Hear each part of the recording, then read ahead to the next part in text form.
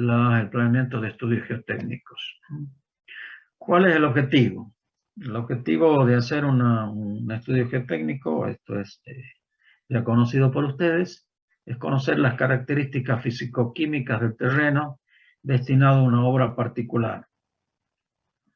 Como ustedes ya saben, la naturaleza es bastante caprichosa y no elegimos normalmente el terreno por sus características geotécnicas, sino por otras condiciones que tienen la ubicación, el lote, y después de eso recién encaramos el conocimiento geotécnico en relación a la obra que queremos hacer o al emprendimiento. Eso no siempre es muy conveniente, a veces es necesario o es muy bueno tener un conocimiento previo, aunque sea superficial, para ver si es factible, si es necesario o si es conveniente adquirir ese predio para el destino que nosotros queremos. ¿Qué es lo que se requiere fundamentalmente de un estudio geotécnico? Primero, conocer o determinar las características geomecánicas del suelo. También la determinación de un sistema de fundación que compatibilice el diseño estructural, que también lo podrían hacer ustedes, o eventualmente, si ustedes son ingenieros dedicados a la geotecnia, podría ser el diseño estructural otro colega, otro ingeniero estructuralista.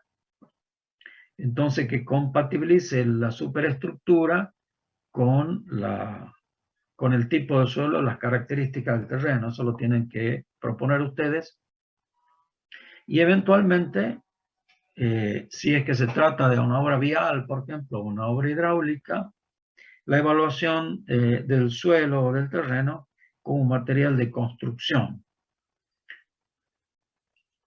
Eso es no solo el tipo de material y sus características, sino también el volumen, si hay la cantidad suficiente en ese lugar, en esa cantera, del material que nosotros queremos utilizar, por cuanto el costo del transporte de mucho volumen de suelo es muy importante en la obra.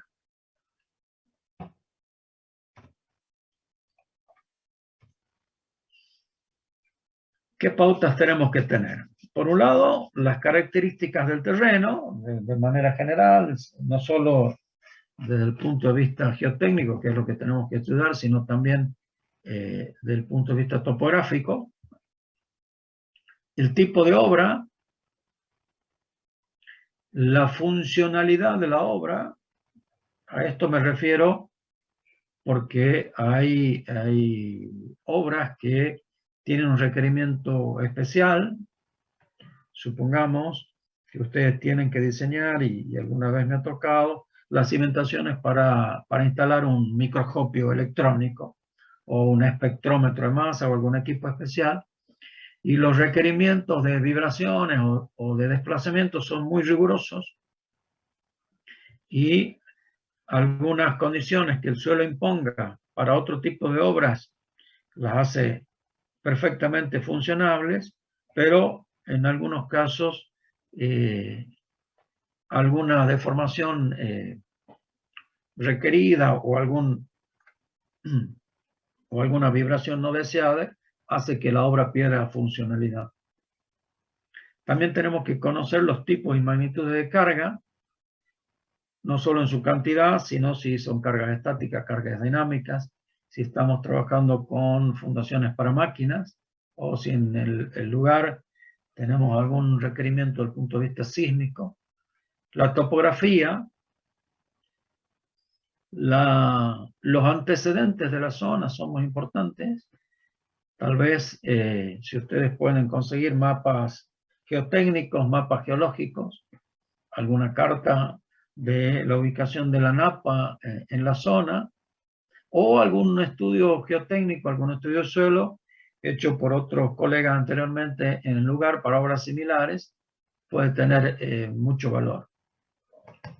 no solo el estudio en sí mismo, sino también el comportamiento de una obra similar en las zonas. Supongamos, si ustedes en el centro de la ciudad les encarga hacer un estudio geotécnico para un edificio de 14 pisos, y ustedes en las proximidades hay un edificio ya construido de esa magnitud, si ustedes pudiesen averiguar qué tipo de cimentación tienen y el comportamiento que ha tenido ese edificio con esa cimentación, les es de mucha utilidad a la hora de definir o de proponer cuál es la cimentación más adecuada para esta obra. Los antecedentes de todo tipo tienen su valor. Obviamente ustedes tienen que, con sus características, con su conocimiento ya de ingeniero, tienen que darle valor a cada antecedente. Hay antecedentes que no tienen valor y otros que sí. Y otra cosa que se gana con los trabajos es la experiencia. La experiencia que vayan ganando a medida que van avanzando en el ejercicio profesional tiene valor para la decisión o para los trabajos siguientes. Este cuadro que está aquí resume un poco cómo sería el trabajo en relación al estudio geotécnico. Empezamos aquí por la izquierda. Ustedes están viendo mi cursor, ¿no? Sí, sí. Sí, bien. Bueno, entonces, aquí hemos hablado ya de antecedentes, antecedentes geológicos, antecedentes de la hidrogeología. Ahí tenemos que decidir los reconocimientos que vamos a hacer, ¿sí? Ya vamos a hablar enseguida eso, porque primero tenemos que decidir si vamos a hacer sondeos de perforaciones para sacar muestras, cuántas perforaciones tenemos que hacer, de qué profundidad, con qué tipo de suelo o material podemos encontrarnos en el lugar. Eso es, por un lado, porque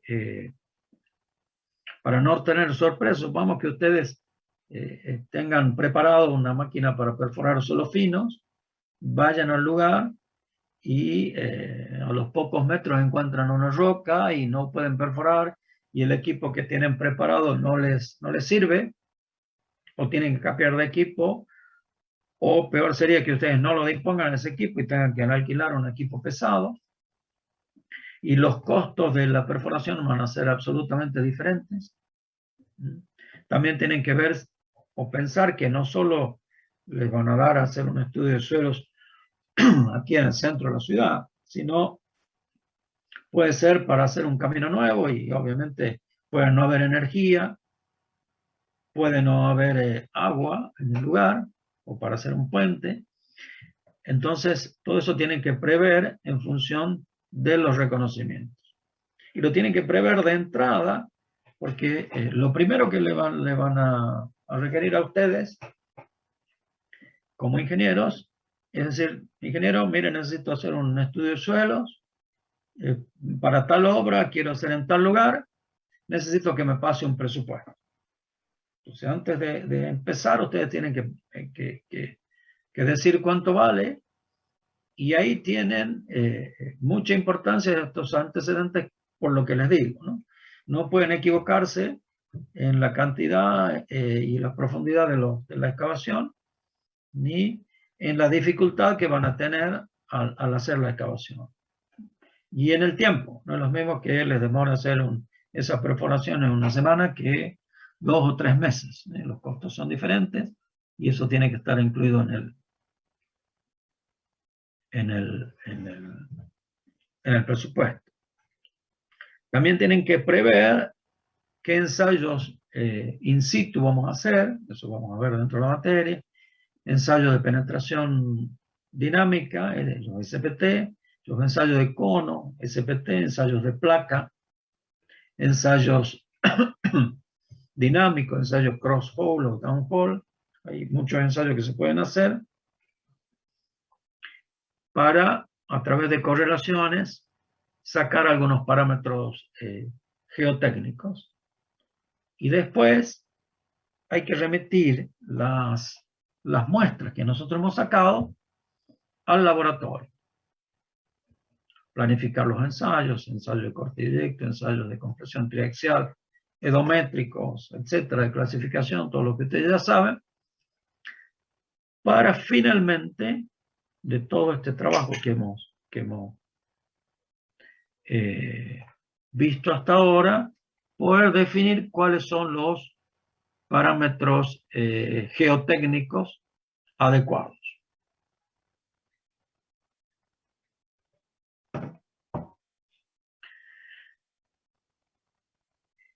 Con esos parámetros geotécnicos adoptados o definidos en función del tipo de obra, del tipo de suelo, de los ensayos que hemos hecho en el lugar y los ensayos de laboratorio, tenemos que aplicar algunos modelos de comportamiento. Por ejemplo, el modelo de Bishop para la estabilidad de taludes, o la teoría de Prandtl-Tersay para determinar la tensión admisible de un suelo bajo fundaciones superficiales. Para eso es necesario contemplar la normativa. ¿Cuál es la norma nacional? En nuestro caso, las normas CIRSOC. Ya vamos a ver las que hay relativas al suelo, a las cimentaciones, que son las CIRSOC de la serie 400. Ese implica un coeficiente de seguridad. Por otro lado, las condiciones de implantación, ¿sí? Y comentaba recién que no es lo mismo estudiar una base, supongamos, para una línea de alta tensión en la montaña, que las bases para una antena de telecom aquí en el Parque 9 de Julio. Las condiciones también las condiciones en cuanto a la implantación también hay que tenerlas en cuenta, y asociado a eso la tecnología disponible. Nosotros tenemos que tener en cuenta a la hora de proponer una fundación con qué tecnología se cuenta en el lugar, o si no se la cuenta, qué costo tiene traer esa maquinaria o esa tecnología aquí a Tucumán, por ejemplo, para proponer una tipología de cimentación diferente a la tradicional. Todo eso hay que tenerlo en cuenta. Como ejemplo burdo, supongamos que nosotros estemos, como les decía, estudiando, haciendo el estudio geotécnico para las cimentaciones de una línea de alta tensión que va por la montaña. No pretendemos ahí proponer para el hormigón de las cimentaciones un hormigón de alto desempeño, por ejemplo, porque no hay manera de que allí llegue un mixer con hormigón hecho en planta, sino hay que hacer un hormigón en el lugar y hay que adecuar la cimentación a las posibilidades tecnológicas del lugar. Con todo esto que he dicho, así es rápido y parece simple, pero lleva un trabajo importante. Les toca a ustedes definir o proponer el tipo de cimentación más adecuada para la obra para la que están haciendo el estudio de suelos.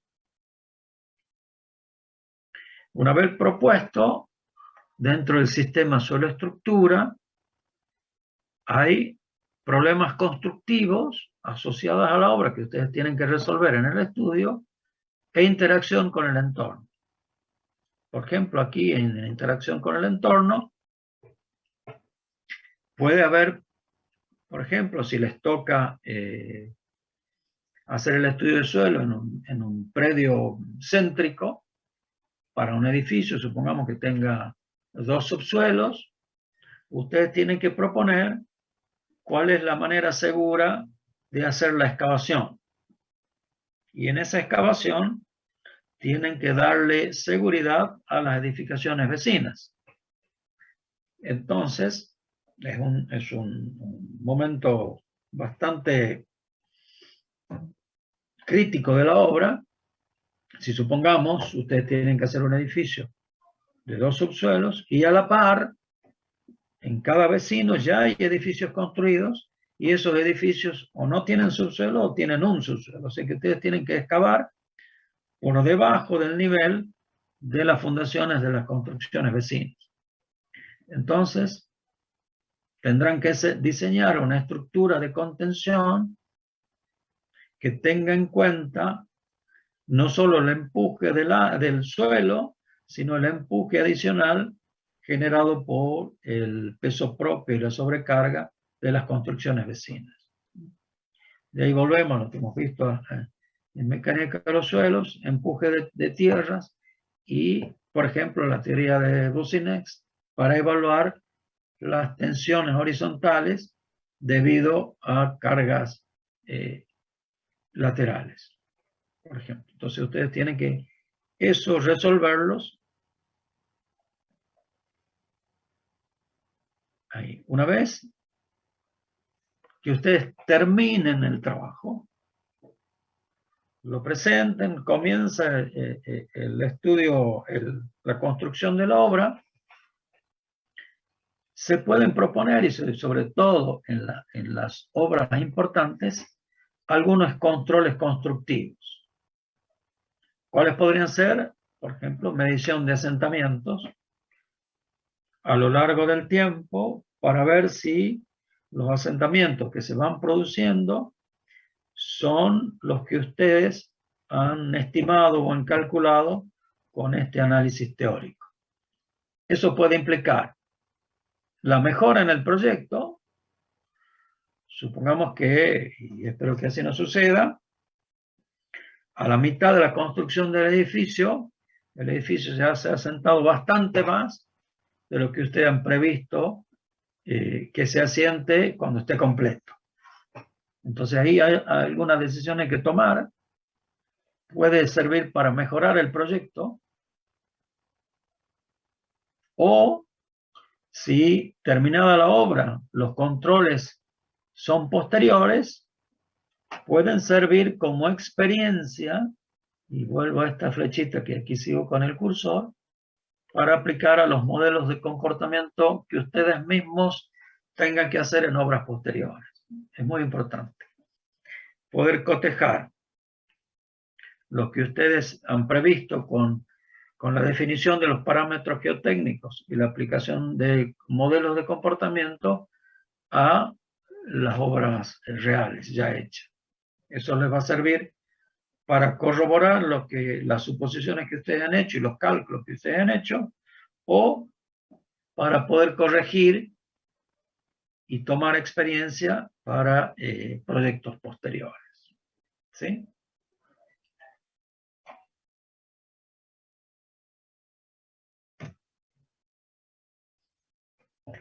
Bien.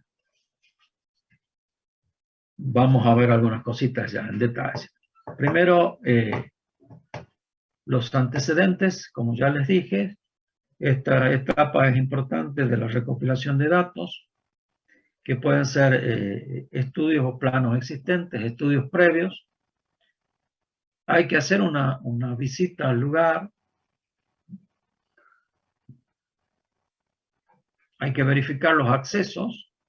Si que ustedes tienen, supongamos, una máquina para perforar montada en un tráiler o en un camión, tienen que verificar que esa máquina puede entrar, tenga comodidad y tenga seguridad para el trabajo.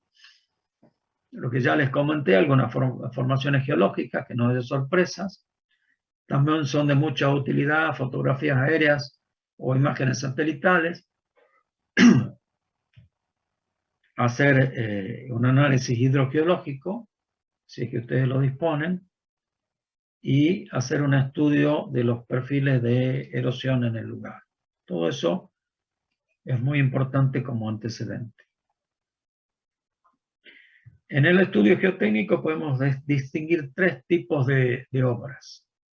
obras puntuales o acotadas en superficies, obras lineales y obras en superficie. Las obras puntuales pueden ser edificios, casas o eventualmente alguna instalación especial, o también se considera como obra puntual a los puentes, obras lineales, que pueden ser un tendido de una línea eléctrica, un gasoducto o un camino. Estas están definidas la obra en función de la cantidad de perforaciones que tenemos que hacer. Es muy importante para el costo del estudio, ¿no? Supongamos que ustedes tengan que hacer, les toque a ustedes hacer o les pidan hacer el estudio geotécnico para la nueva autopista Tucumán-Las Termas, que son 87 kilómetros, ¿sí? Entonces, no es lo mismo que ustedes coticen y tienen que competir con otros ingenieros del país, que digan, bueno, yo voy a hacer una perforación cada kilómetro.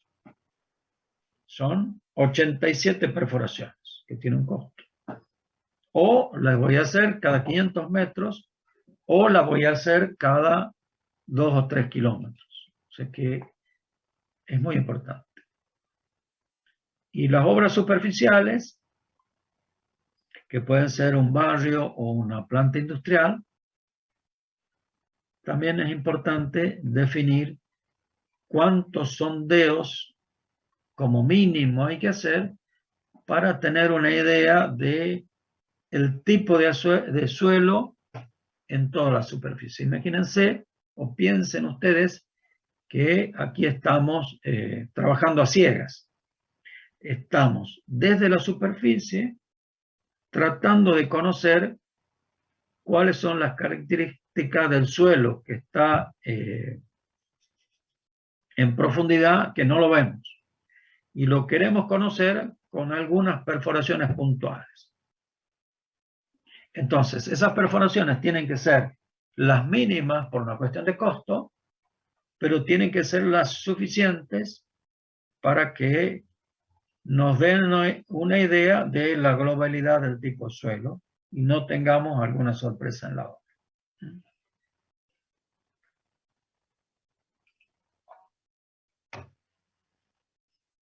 También es importante qué tipo de estudio vamos a hacer. Siempre hablamos obviamente de estudios geotécnicos, ¿no? Un primer estudio puede ser estudio de factibilidad o de anteproyecto.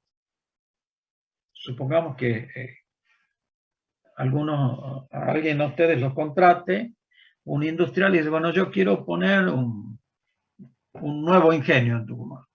Y estoy buscando algún predio, antes de comprarle, tengo vistos 2 o 3 predios que les conviene a este señor por una cuestión de proximidad a rutas, de disponibilidad de energía, etc.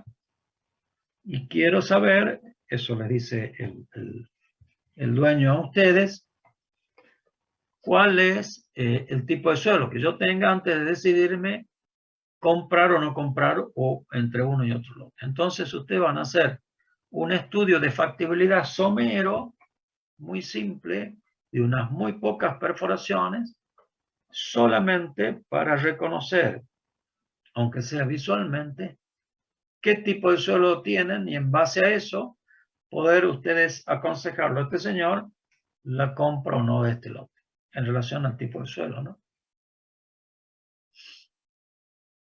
Entonces, ese estudio es de factibilidad o anteproyecto. Ahora, la municipalidad de aquí, de la ciudad de San Miguel de Tucumán, para hacer edificios, exige, cuando se presenta el anteproyecto de arquitectura de la obra, del edificio, exige también presentar un estudio de factibilidad de suelos, preliminar. Se llama estudio preliminar para anteproyecto. El estudio de suelo preliminar para este proyecto es obligatorio. Antes de presentar el proyecto y antes de hacerlo al estudio definitivo, a la etapa de anteproyecto. Otro tipo de estudio puede ser relativo ya a la construcción de la obra, de un estudio definitivo. A su vez, se podrían distinguir tres tipos de estudios. Un estudio reducido, es decir,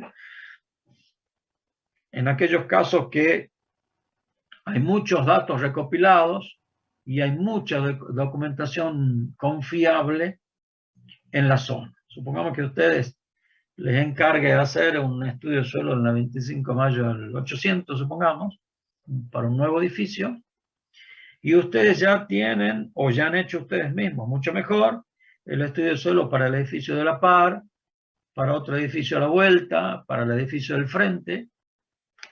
Ustedes ya tienen muchos antecedentes confiables que le permiten hacer una planificación de perforaciones más reducidas.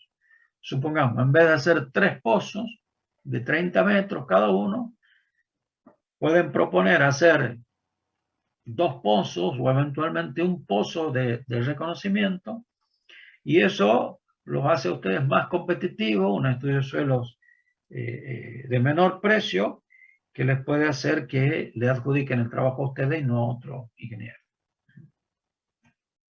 Un estudio normal, ese es el más común de los estudios, que en lo que no se cuentan muchos datos previos y hay que hacer todas el número de perforaciones y ubicación, distribución que recomiendan las normas, o un estudio intenso.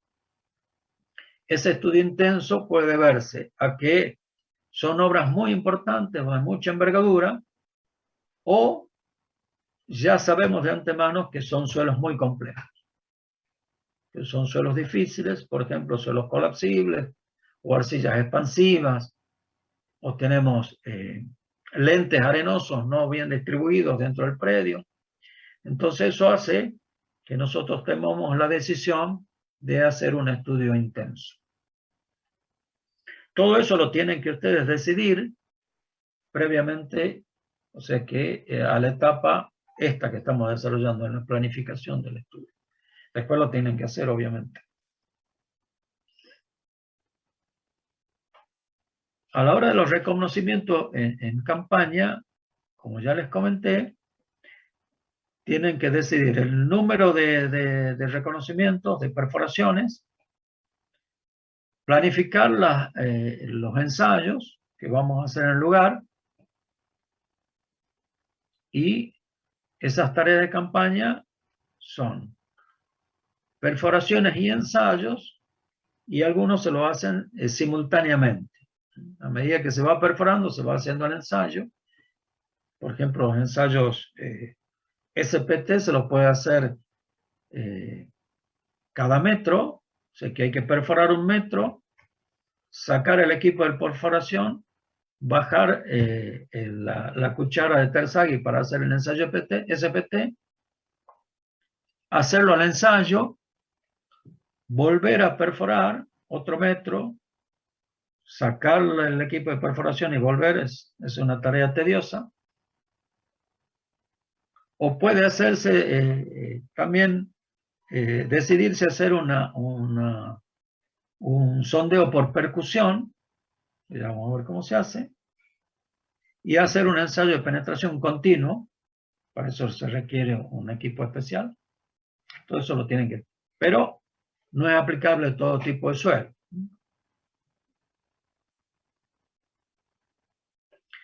También es necesario planificar o tener en cuenta previamente qué tipo de ensayo de laboratorio vamos a hacer. Ensayo de rutina, de clasificación, límite plástico, humedad, granulometría, etc. O qué ensayos especiales van a ser. Triaxial, con un camino de tensiones, o triaxial escalonado, ensayos dinámicos, edométricos de permeabilidad, etc. Eso hay que saberlo, porque esto lleva su tiempo y tiene su costo.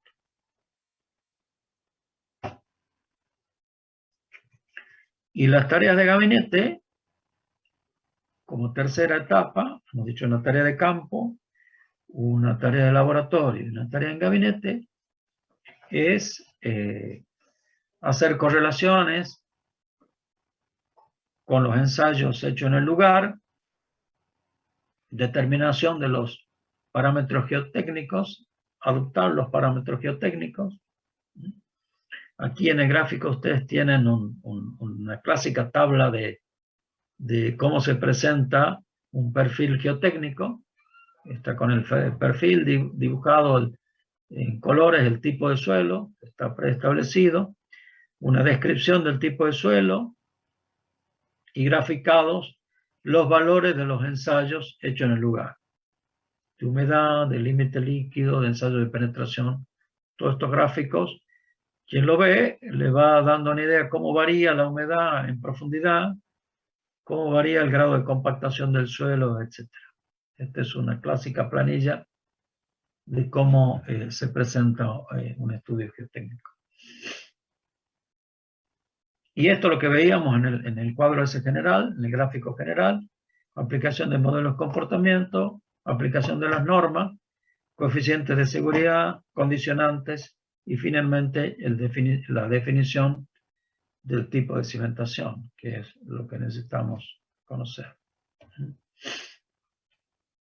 Bien, ¿qué tenemos de norma en la Argentina? Estaba previsto, pero está muy atrasada y hoy casi no se está produciendo la serie 400 de la norma CIRSOC. Así como si tenemos la serie 100 de carga y sobrecarga, la serie 200 relativa al hormigón, etc. La serie 400 es la relativa al suelo y a las cimentaciones. La única que está escrita parcialmente es el CIRSOC 401, Anteproyecto de Reglamento Argentino de Estudios Geotécnicos, y que habla de esto que estamos diciendo ahora, el número de perforaciones que hay que hacer, ubicación, el tipo de muestras, los ensayos que hay que hacer. Eso ya le vamos a proporcionar una copia en digital de el anteproyecto. Todavía no es reglamento porque no está aprobado. El CIRSOC 402 va a estar relacionado a las estructuras de fundación, que todavía está en preparación, y el CIRSOC 403 relativo a los movimientos de suelo y estructuras de contención. Eso no tenemos todavía. Mientras tanto, mientras tengamos estos reglamentos, nosotros nos regimos por alguna normativa extranjera, o las normas, los eurocódigos, las normas europeas, o eventualmente las normas norteamericanas. Cualquiera de las dos son posibles de seguir y son aceptadas en el país, mientras no tengamos la nuestra.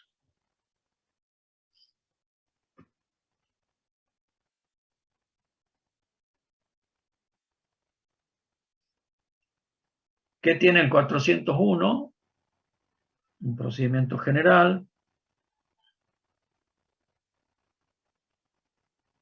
La investigación geotécnica es de lo que estamos hablando, ¿no?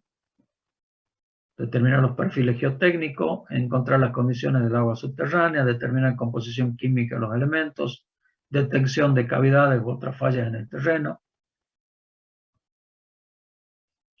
La planificación de la investigación, factibilidad para ejecutar la obra, evaluación de un diseño geotécnico, estructural, adecuado y económico, y verificar las hipótesis asumidas para el diseño, etc.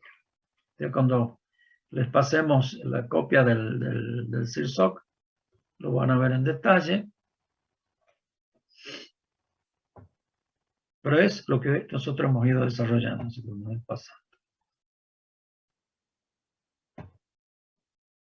Por ejemplo, una tabla que tiene este CIRSOP 401, esta que está aquí, que eso da para obras en superficie, dice la cantidad mínima de sondeos que impone la norma. Y divide la obra en cuestión de su complejidad, de baja, media o alta, y como les decía, esa complejidad puede estar dada por el tipo de obra o por la calidad del suelo y en función de la superficie. Supongamos, si nosotros tenemos para hacer el estudio de suelo en un barrio privado, y ese barrio privado, les encargo a ustedes, tiene 10 hectáreas. Si es una complejidad media, supongamos, lo que dice la norma es que hay que hacer como mínimo 20 pozos.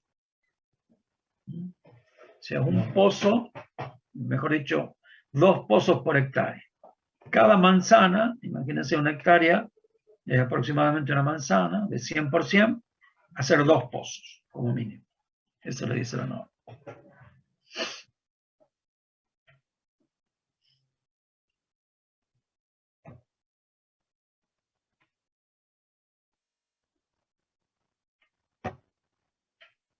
Esta otra tabla, que también la van a ver ahí, clasifica la obra y las estructuras con C y un número. C1, por ejemplo, son edificios para vivienda o industriales de hasta 2 plantas con estructura autoportante o independiente. Las C6 son puentes con luces de hasta 35 metros. Y, qué sé yo, las C10, por ejemplo, son caminos, autopistas, canales y conductos de todo tipo. Y entonces aquí en la tabla que está a la par, la tabla 3.4, dice las distancias máximas entre puntos de reconocimiento según el tipo de obra.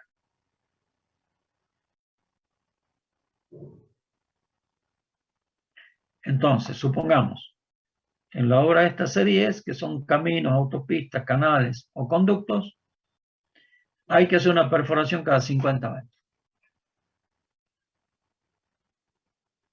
Y volvemos al ejemplo que yo les decía, de la autopista Tucumán-Las Termas, 87 kilómetros, una perforación cada 50 metros. Calculen cuántas perforaciones serían. Es una cantidad importante, un costo importante de la tarea de campaña, ¿no? Y de laboratorio, porque son muchas muestras que vamos a recoger.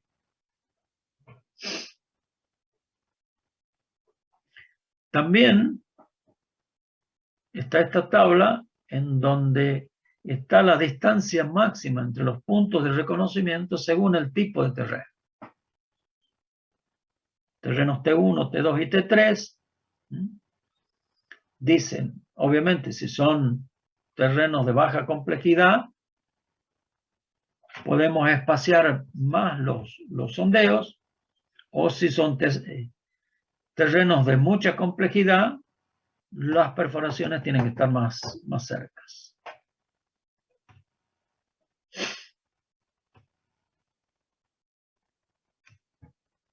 Ahora, ¿cómo dice este reglamento CIRSOP? ¿Cómo distribuir los sondeos?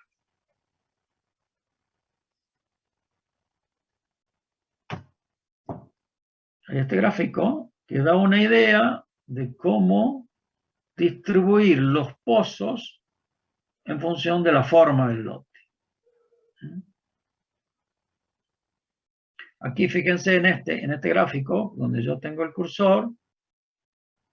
Aquí está indicando que dentro del lote tenemos 2 tipos de suelo. Entonces nosotros tenemos que reconocer estos 2 tipos de suelo y cuál es el límite, dónde cambia el tipo de suelo en profundidad. Eso hay que tener que poder reconocer. Como mínimo, como ustedes verán aquí, indica que hay que hacer en un lote 3 pozos, ubicados de esta manera, bien en los bordes o en las esquinas, de manera de poder detectar si hay alguna anomalía o alguna diferencia.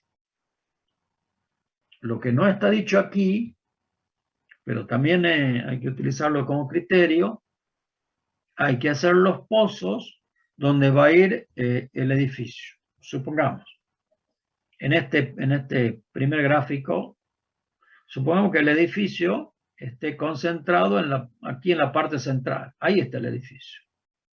No tiene mucho sentido hacer estos 3 pozos fuera donde va a ir ubicado el edificio.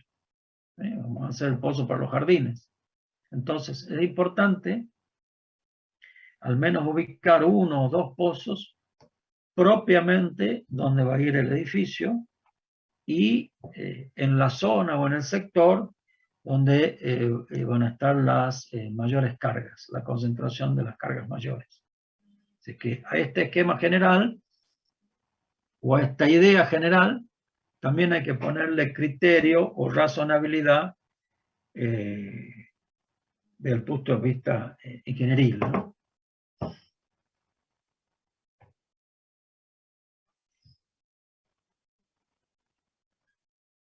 Esta también es para obras lineales, cómo distribuir cuánto hacer y cómo distribuir los sondeos. Todo eso está en la norma. Otro dato importante en la planificación es la perforación, la profundidad. Para fundaciones superficiales, 2 veces el ancho del área cargada por debajo de la cota de fundación tentativa. Eso ustedes ya saben por qué, es porque la zona activa por debajo de una base superficial es aproximadamente de 1,5 a 2 veces el ancho de la base. Supongamos que les encargan hacer, como decíamos recién, el estudio de suelo para un barrio privado, para un country, en donde se prevé que haya casas de 1 o 2 plantas. Entonces ustedes, ya hemos dicho que había que hacer, si se tenía 10 hectáreas, 20 pozos. Ahora la otra pregunta es ¿de qué profundidad?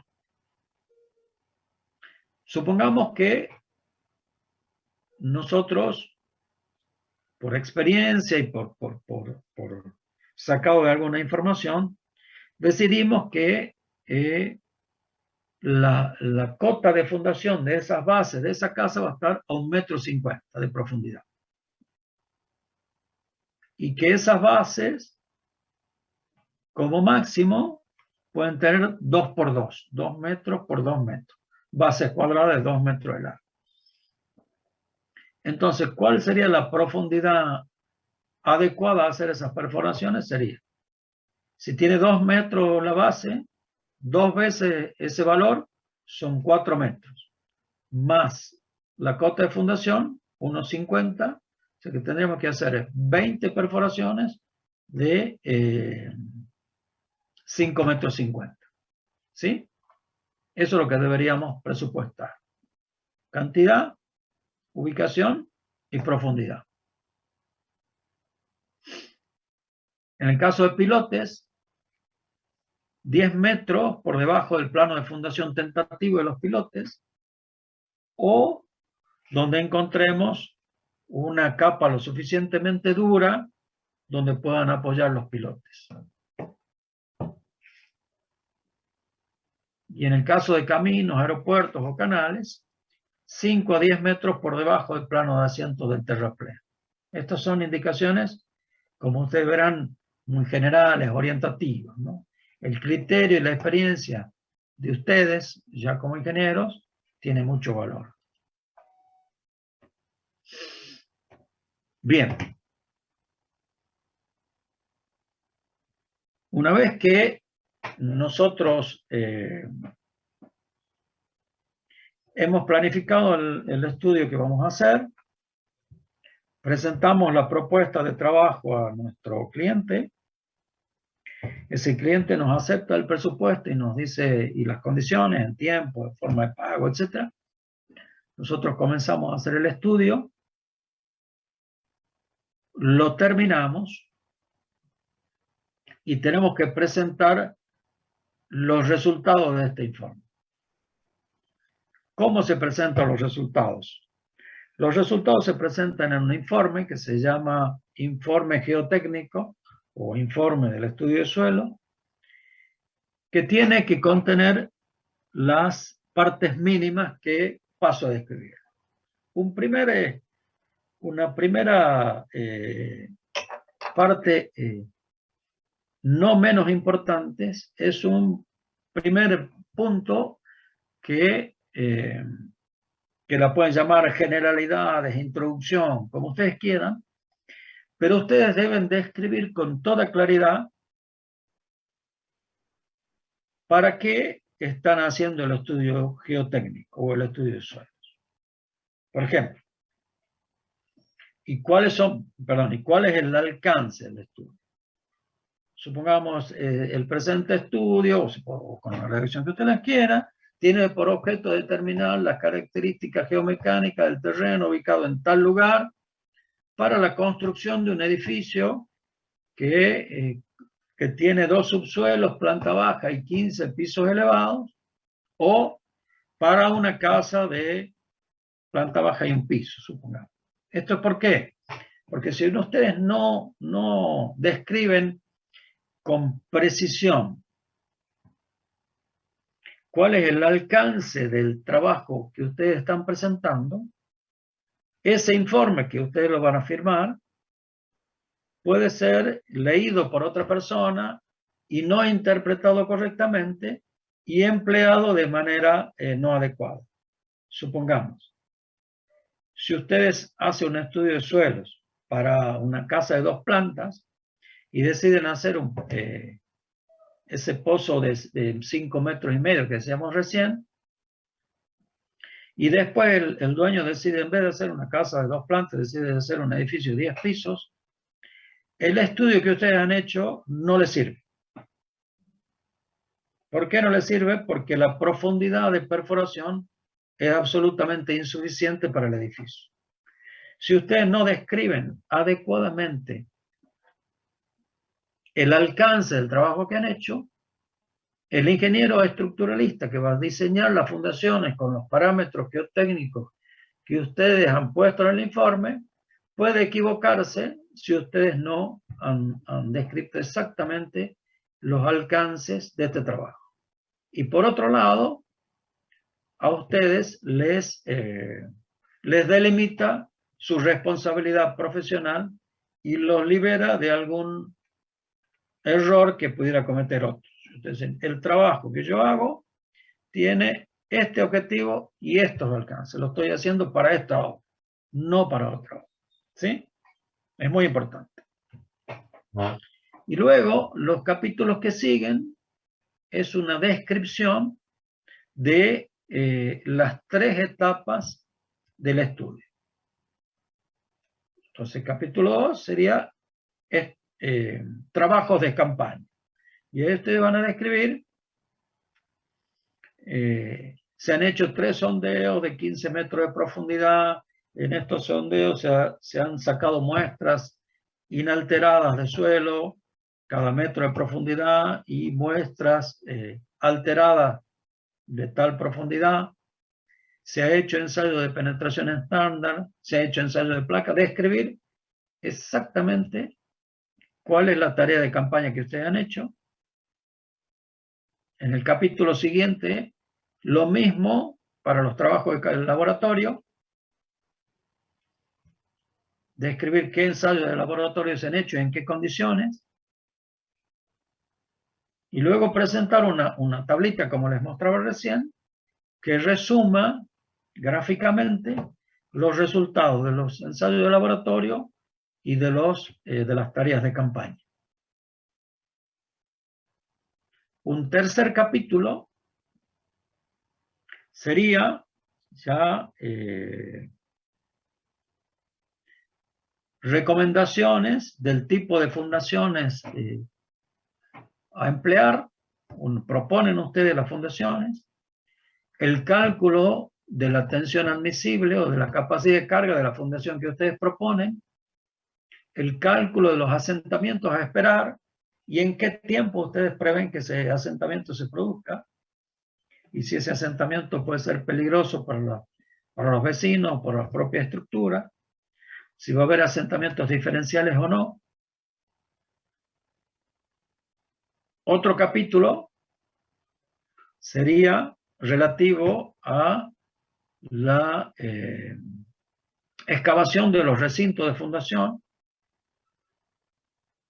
Supongamos el ejemplo que les he dado hace un rato. Si ustedes tienen que construir un edificio en el centro y donde hay edificaciones vecinas, tendrán que poner en el estudio de suelo los diagramas de empuje lateral que el suelo va a ejercer en las submuraciones, en las estructuras de contención, para los distintos casos, si hay un edificio a la par, si hay una casa, si no hay nada, etc. ¿Qué condiciones tiene la napa? Si es que hay agua subterránea hasta la profundidad donde es necesario excavar. Y en tal caso, ¿qué proponen ustedes para evacuar el agua de la napa o deprimir la napa? Entonces tiene que estar bien descrito, fundamentado con los cálculos de rigor. Luego tienen que darles las indicaciones y los parámetros para el cálculo de la fundación al ingeniero estructuralista. Por ejemplo, tienen que determinar el coeficiente de balasto, que ya vamos a ver cuál es, cómo se saca ese coeficiente de balasto, que sirve para, en los modelos de cálculo de estructuras, sirve como dato introductorio para el diseño de las cimentaciones con comportamiento elástico. Y finalmente, un último capítulo relacionado con, normalmente se hace, es un resumen de todo, porque lo que yo les estoy diciendo es ese informe puede llevar varias páginas, 50 o 60 páginas. Se hace un resumen y recomendaciones generales, últimas recomendaciones. Eso consta el informe y tiene que tener un anexo con las planillas, resultados de todos los ensayos de campaña y todos los ensayos de laboratorio. Como anexo, todas las planillas de los ensayos. O sea que planificamos el estudio geotécnico con todas las condiciones y cuidados que les acabo de decir. Hacemos el trabajo, estudio geotécnico, y lo presentamos como informe que tiene que describir y tiene que, nos tenemos que cuidar de las responsabilidades profesionales. Bien, hasta aquí llegamos hoy. ¿Alguna pregunta sobre este tema? ¿Alguien tiene algo para preguntar, para comentar? ¿Alguna duda? Yo tenía una pregunta, ingeniero. Usted en Sí, la última diapositiva dio el ejemplo de una casa que las fundaciones estaban a 1,5 metros y que tendría que excavar en total 5,5 metros. sí. ¿Qué pasa si yo, por ejemplo, hago el estudio y me da que no me verifican las fundaciones, las tengo que hacer más anchas? ¿El estudio previo que hice ya se descarta y tengo que hacer otro o ese sirve? ¿O depende de la magnitud de la obra? No, en general depende por decirlo de alguna manera, de por cuánto le hemos errado. Que normalmente no deberíamos errarle por mucho. Supongamos que con los antecedentes uno saca que esa profundidad es 5,5 metros y uno para tomarse una pequeña chance dice, bueno, vamos a hacer de 6 metros la perforación. No influye demasiado el costo, por un lado. Y por otro lado, para hacer ese cálculo habíamos dicho que la base iba a tener 2 metros por 2 metros. Por eso es 2 veces el ancho más la cota de fundación, daba 5 metros y medio. Ahora, si esa base tiene 2 metros 50 por 2 metros 50 o 2,80 por 2,80 al final, no varía nada prácticamente, porque la diferencia es muy poca. Ahora, si la base en vez de 2 por 2 tiene 15 por 15, ahí la cosa sí varía, ¿eh? Pero en términos generales no variaría demasiado. Ahora bien, si pudiese variar, supongamos que nosotros encontremos un suelo muy malo,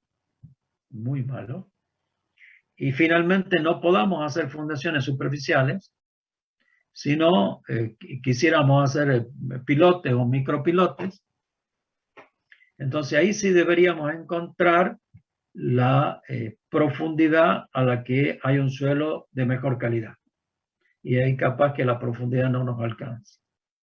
Pero esa decisión la vamos a ir tomando en el propio campo.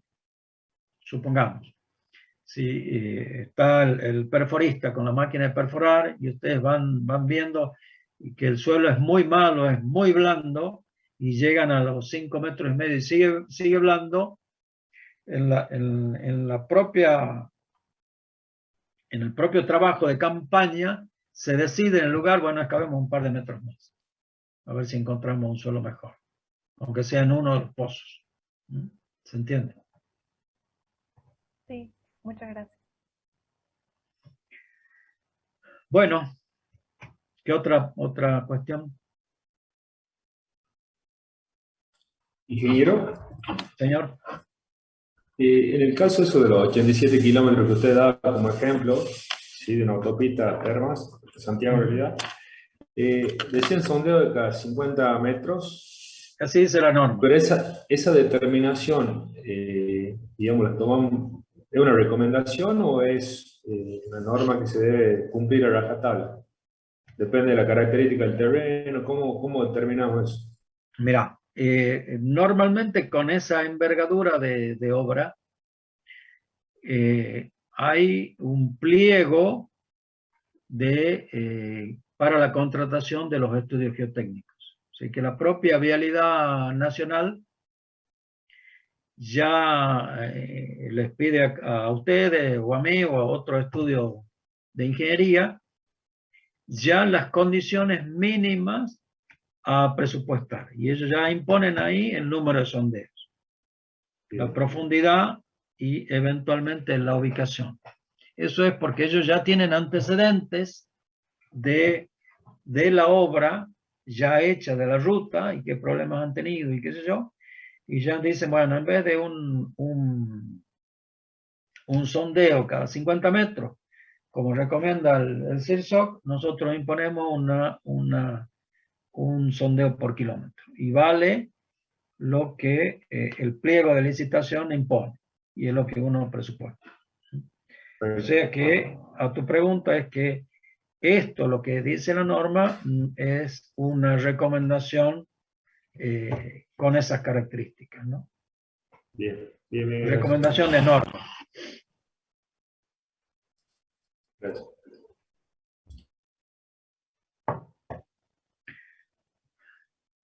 Bueno, si no hay más cuestiones. ¿Ingeniero? Sí. Yo tengo una duda respecto a las profundidades máximas. Sí. No tenía prendida la cámara. Ahí está. ¿Qué pasa cuando hay edificios o casas al lado de una construcción de gran envergadura? ¿Hay una profundidad máxima en la que se pueden realizar las fundaciones y los ensayos como para no generar daños a las estructuras existentes de al lado? Son dos cosas, son dos preguntas que son separadas. Aquí estamos hablando de la profundidad del estudio, de la perforación para hacer el estudio geotécnico. Esa es una cosa. En eso no hay límite y hay que ir a la profundidad adecuada para que el estudio tenga valor. De eso hemos visto 2 veces el ancho de la base, más la cota de fundación, o si es pilote, unos metros por debajo de la cota de implantación de los pilotes. Ahí hay un límite económico y de disponibilidad de equipo. Para hacer una perforación, para que ustedes tengan una idea, una perforación para un estudio de suelos puede tener 10 centímetros de diámetro. Es una perforación chiquitita, que no tiene influencia en el lote, prácticamente. O 20 centímetros, cuanto mucho, de diámetro. Otra cosa es la profundidad de la excavación, propiamente dicha. Y ahí sí tenemos que tener en cuenta las edificaciones vecinas. Y no hay límites. No hay ningún límite. Es el límite porque el dueño del lote, así dice nuestra ley, que él es dueño en profundidad, así que él es dueño de todo, de hacer lo que quiera para abajo. Obviamente que si le causa daño al vecino, se tendrá que hacer cargo. Y el ingeniero o la ingeniera que esté aconsejándole o haya calculado la obra, debe tener en cuenta la profundidad de excavación y las condiciones de los vecinos, ¿no? Pero no hay límites. Bien, En Buenos Aires hay gracias. edificios que tienen hasta 5 subsuelos. Aquí no, lo máximo que se hacen son 2 subsuelos, porque la napa está muy alta y porque económicamente no es rentable. Cuanto uno más en profundidad quiera hacer el edificio, más caro es, obviamente. Pero no hay límites. Siempre que no les rocemos la cabeza a los japoneses, podemos acabar. Gracias.